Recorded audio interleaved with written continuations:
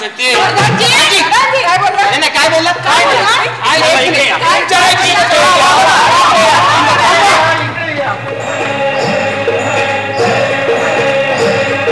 सोयवाच्या पर्वला लागलाय घोडे निश्चित व्हायच्या मनाचा मोरे अरे कंट्रोल व्हायला लग्नानु पोरे हायपर टेन्शन बीपीचे भोरे अरे बहुत मिळेला तांत्रिक वरे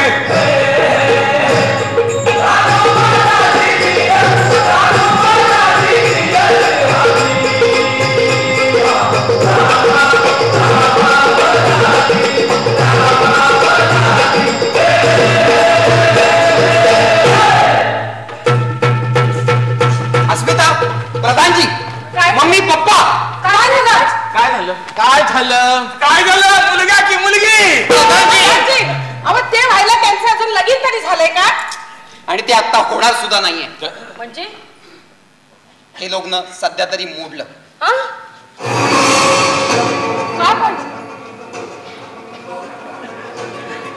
काका काय झालं काय बाबा बेळगावात आंदोलन करायला गेले तर तिथल्या लोकांनी त्यांना मारहाण केली म्हणून हे पोलिसात कंप्लेंट दाखल करायला गेले तर पोलिसांनी यांच्यावरच उलट्या केसेस टाकल्या पण मी म्हणतो बाबा हे करतात का हा प्रश्न त्यांना जाऊन विचारा ज्यांनी पहिल्यांदा बेळगावात हा ठराव पास केला होता जाऊन त्या जयंतराव टिळकांना विचारा ज्यांनी पहिला सत्याग्रह बेळगावातच केला होता जाऊन त्या आचार्य आत्रेंना विचारा ज्यांनी पहिल्यांदा हा ठराव बेळगावातच मांडला होता जाऊन त्यांना विचारा ज्यांनी 1946 साली पहिलं साहित्य संमेलन भरवलं आणि हा ठराव पास केला होता की मुंबई बेळगाव कारवार निपाणी बिदर भालकीसह संयुक्त महाराष्ट्र झालाच पाहिजे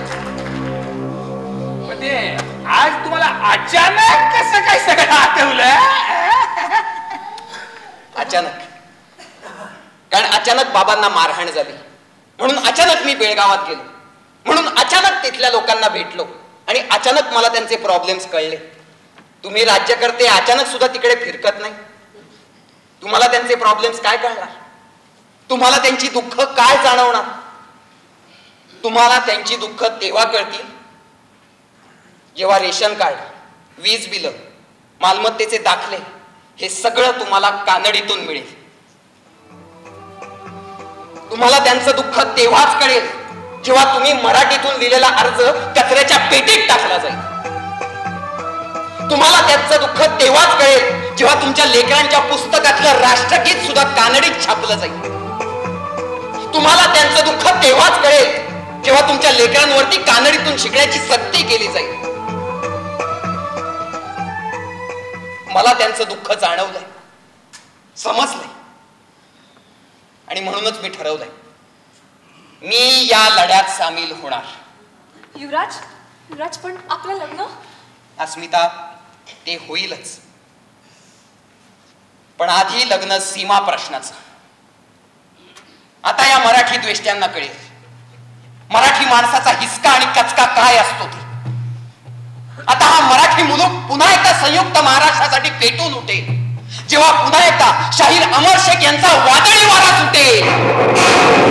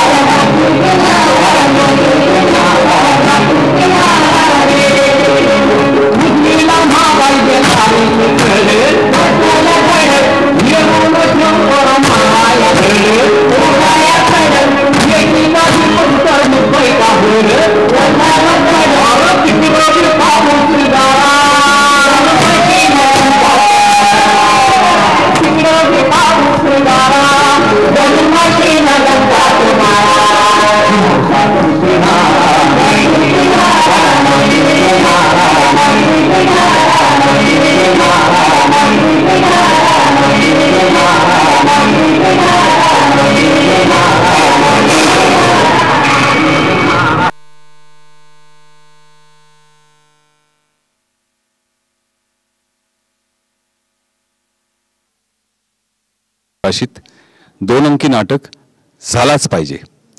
लेखक प्रदीप राणे, संतोष पवार.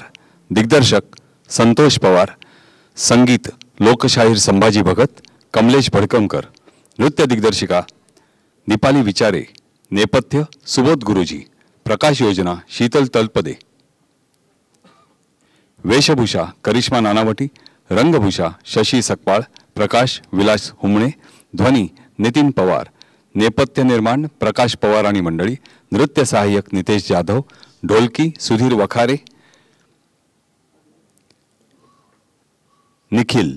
कपडेपट प्रकाश गायकवाड, संजय जाधव. रंगमंच सामुग्री संतोष लाड, आशिष पाखरे.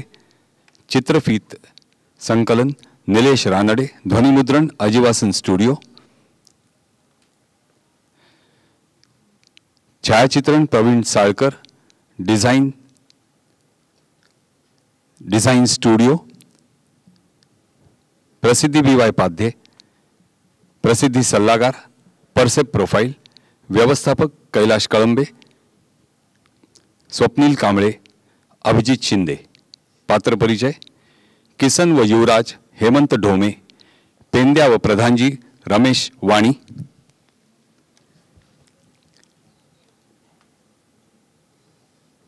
आजच्या प्रयोगात खास पेंद्या व प्रधानजी संतोष पवार. मावशी आबुराव व मंत्री संदेश उपश्याम. बाबूराव अनिल रसाळ. अस्मिता मानसी सिंग. राणीसाहेब सविता मालपेकर. विशेष आभार किरण ठाकूर, कार्याध्यक्ष महाराष्ट्र एकीकरण समिती, मीना देशपांडे आणि स्वाभिमान संघटनेचे अध्यक्ष माननीय नितेश राणे.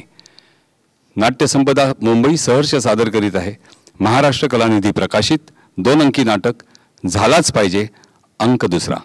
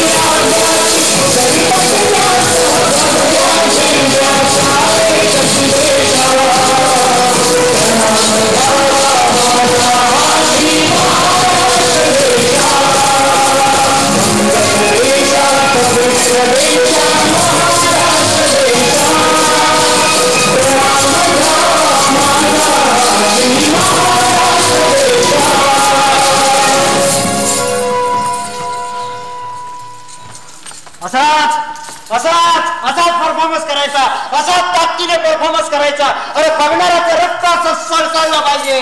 खरंय खरंय बाबा. आता अख्ख्या बेळगावात अख्ख्या महाराष्ट्रात असेच परफॉर्मन्सेस करूया. Asmita, I am proud of you. तू बेळगावात आलीस आणि आमच्या लढ्यात सामील झालीस म्हणून. युवराज, मी हे सगळं फक्त तुझ्यासाठी करते हा. पण मला एक सांग, ह्याचं गाणं बजावणं करून काय होणार आहे? त्यानं काय होणार आहे?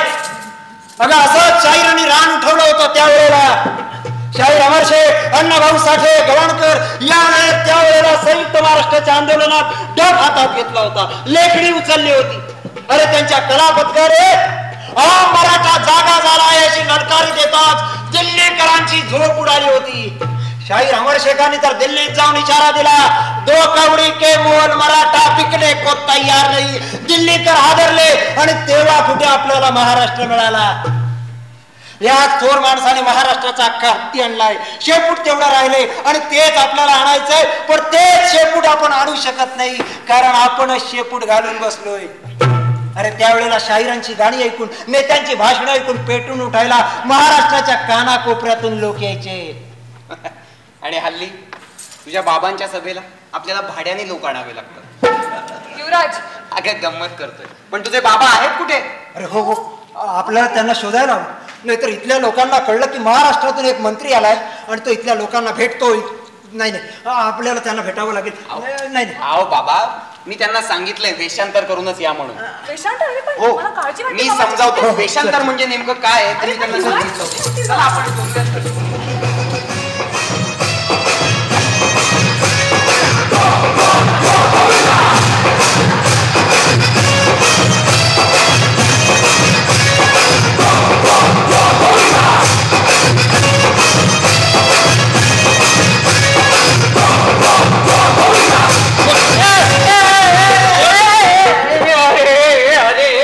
करतो काय तू?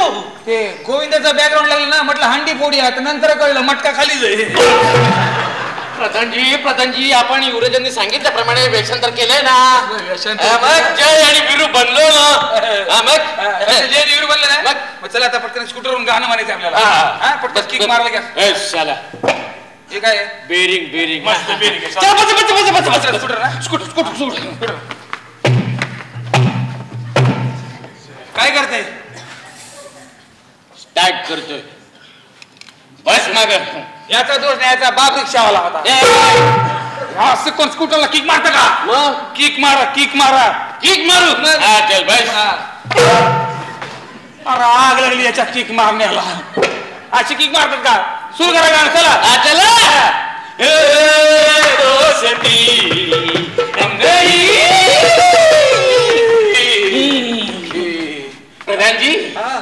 प्रधानजी दिसतोय का? काय ते 1 मिनिट थांबा 1 मिनिट.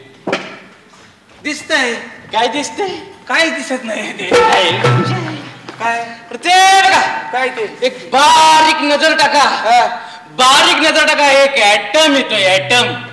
महाराज ही सवय सोडून द्या. का हो का? तुम्ही जिकडे तिकडे आयटम दिसतात. तुमच्या या सवयीमुळे मी अजून लग्न नाही केलं माहिती. प्रधानजी, अख्ख्या स्टाफ मध्ये धसका घेतलाय तुमचा. प्रधानजी गप्प बसा. येऊ दे. चलाओ ना नैनों से बाणी, जान ले लो ना जान रे, जान ले लो ना जान रे, जान ले लो ना जान रे. जास्त जवळ जाऊ नका. तो नयनबाण नाही, तो अग्निबाण आहे. अग्निबाण? गबस. मी बोलतो. ओळखतील लोक, मार पडेल आपल्याला. जरा बेरिंग मध्ये बोला. वेषांतरला साजेची बेरिंग.